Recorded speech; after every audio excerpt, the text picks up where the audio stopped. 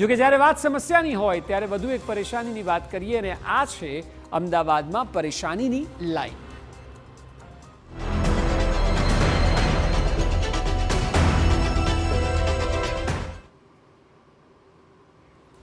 Ration કાર્ડમાં ઈ-કેવાયસી હોય કે આધાર કાર્ડમાં હોય સુધારાઓ, હાલ અમદાવાદના મોટાભાગના લોકો લાઈનમાં જોવા મળે છે। આધાર કાર્ડમાં જરૂરી સુધારા 14 ડિસેમ્બર સુધી કરી શકાય છે, ત્યારે અમદાવાદના અલગ અલગ સેન્ટર પર હાલ વહેલી સવારથી લોકોની લાઈન લાગી જાય છે અને લોકો પરેશાન થઈ રહ્યા છે, છતાં કામ નથી થઈ રહ્યું।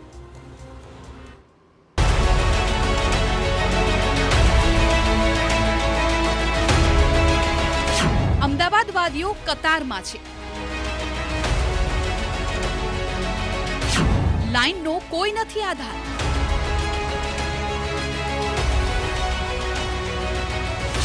ક્યાં સુધી પરેશાન થશે અમદાવાદીઓ?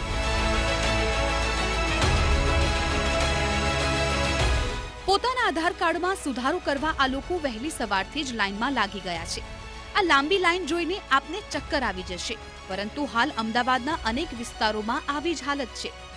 14 ડિસેમ્બર સુધી જ આધાર કાર્ડમાં મફતમાં ઓનલાઈન અપડેટ કરી શકાય છે, જેથી હાલ અમદાવાદના અનેક સેન્ટર પર આવી સ્થિતિ જોવા મળી રહી છે।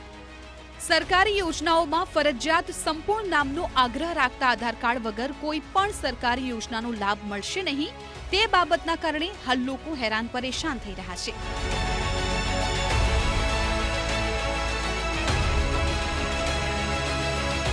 આ પ્રકારની લાંબી કતારોએ લોકોને ફરીથી નોટબંધીની યાદ અપાવી દીધી છે।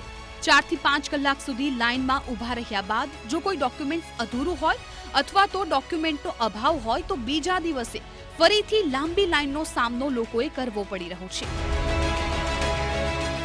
સરકાર દ્વારા અચાનક જ લેવાતા નિર્ણયના પગલે પબ્લિક હેરાન પરેશાન થતી જોવા મળી રહી છે। જે દ્રશ્યો છે તે જન્મ મરણ વિભાગની બહાર જે કચેરી છે તેના દ્રશ્યો છે। એક બે નહીં પરંતુ હજારોની સંખ્યામાં દિવસ દરમિયાન અનેક વ્યક્તિઓ પોતાના જન્મના દાખલામાં નામ સુધારા માટે આવી રહ્યા છે। મૃત્યુના દાખલામાં પણ અનેક વ્યક્તિઓ નામ સુધારા માટે આવી રહ્યા છે। મહત્વની બાબત છે કે આધાર કાર્ડમાં સંપૂર્ણપણે નામ લખેલું હોવું જોઈએ। આ પ્રકારનો નિર્ણય આવતાની સાથે જ અનેક વ્યક્તિઓ ફોર્મ ભરી અને લાંબી કતારોમાં ઊભેલા જોવા મળી રહ્યા છે।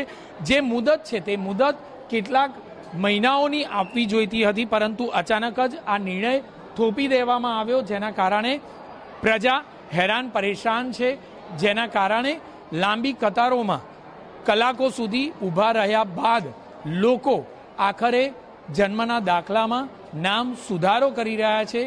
કોઈ પણ પ્રકારની વ્યવસ્થા જોવા મળતી નથી, યોગ્ય વ્યવસ્થાનો અભાવ આ સિસ્ટમમાં જોવા મળી રહ્યો છે। ન માત્ર આ જગ્યા પર પરંતુ અનેક જગ્યાઓ પર આ જ પ્રકારની હાલત જોવાઈ રહી છે। બિલ્ડિંગ છે તે બિલ્ડિંગની બહાર લાંબી કતારો લાગતી નજરે ચડી રહી છે। આખરે આનો વિકલ્પ શો તેની રાહ સૌ કોઈ જોઈ રહ્યા છે કે કોઈ યોગ્ય વિકલ્પ કાઢવામાં આવે અને લોકોને પડતી હાલાકીનું કોઈ યોગ્ય રીતે નિરાકરણ લાવે। બાળકોથી લઈને વૃદ્ધો તમામ લોકો હાલ જન્મ મરણની ઓફિસના ધક્કા ખાઈ રહ્યા છે। આધાર કાર્ડમાં પૂરું નામ જોઈએ, આ જ પ્રકારની ઘટનાની સાથે અનેક વ્યક્તિઓ જન્મના દાખલામાં પોતાના નામની નીચે પિતાનું કે પતિનું નામ હોય તો તેને સાથે લખવા માટે લાઈન લગાવી રહ્યા છે। એક બે નહીં પરંતુ હજારોની સંખ્યામાં દિવસ દરમિયાન લોકો હેરાન પરેશાન થઈ અને આ સુધારો કરવા માટે જન્મ મરણના વિભાગમાં આવતા જોવા મળી રહ્યા છે। અમદાવાદીઓ હવે આ લાંબી લાઈનથી ત્રાસી ગયા છે। લોકોની માંગણી છે કે સેન્ટરોની સંખ્યા વધારવામાં આવે અથવા તો સરકારે કરેલા નિર્ણયમાં મુદ્દતમાં વધારો કરવો જોઈએ।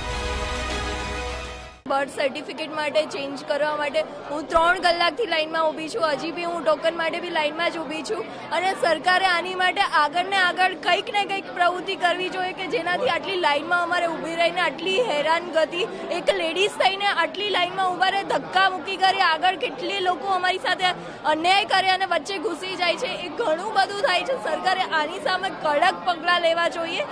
લોકો બહુ જ હેરાન થઈ રહ્યા છે આના કારણે। કાં તો કોઈ મુદત વધારો કે જેના કારણે લોકોને બી ચાન્સ મળે કે થોડો ટાઈમ હોય તો એ બી એમના ટાઈમ પ્રમાણે આવી શકે। અને થોડા સેન્ટર બી વધારવા જોઈએ કે એક સેન્ટરમાં આટલા બધા લોકોનું એક સાથે કરવું બહુ જ મુશ્કેલ છે, બહુ જ ભીડભાડ એટલી છે, 3-4 કલાકથી લાઈનમાં ઉભેલા છે. લોકો તો સવારથી આવેલા છે. અન્ય વ્યક્તિઓ છે તેમની સાથે પણ વાત કરીશું. કેટલા કલાક થયા, કયા પ્રકારની મુશ્કેલી પડી રહી છે, વ્યવસ્થાનો અભાવ લાગે છે? વ્યવસ્થાનો અભાવ તો છે કે સવારમાં 10 વાગ્યાથી લાઈનમાં ઊભા છે, અત્યારે 2 કલાક તો બહાર બેઠા હતા. આજે સાંજે 5 વાગ્યા પહેલા તો બહાર આવે જ નહીં. તો થોડી ભીડ ઓછી હોય તો ઝડપથી પતી જાય. કેટલા કલાક થયા તમને? 3-4 કલાક જેટલું તો થયું છે અમારે. શું લાગે છે, યોગ્ય વ્યવસ્થા કરવી જોઈએ, સરકારે મુદત વધારવી જોઈએ? હા, મુદત વધારવી છે. મહત્વનું છે કે આધાર કાર્ડ ધારકો 14મી ડિસેમ્બર સુધી તેમની ઓળખ અને સરનામા સંબંધિત દસ્તાવેજો કોઈ પણ ફી કે ચાર્જ ચૂકવ્યા વગર અપલોડ કરી શકશે.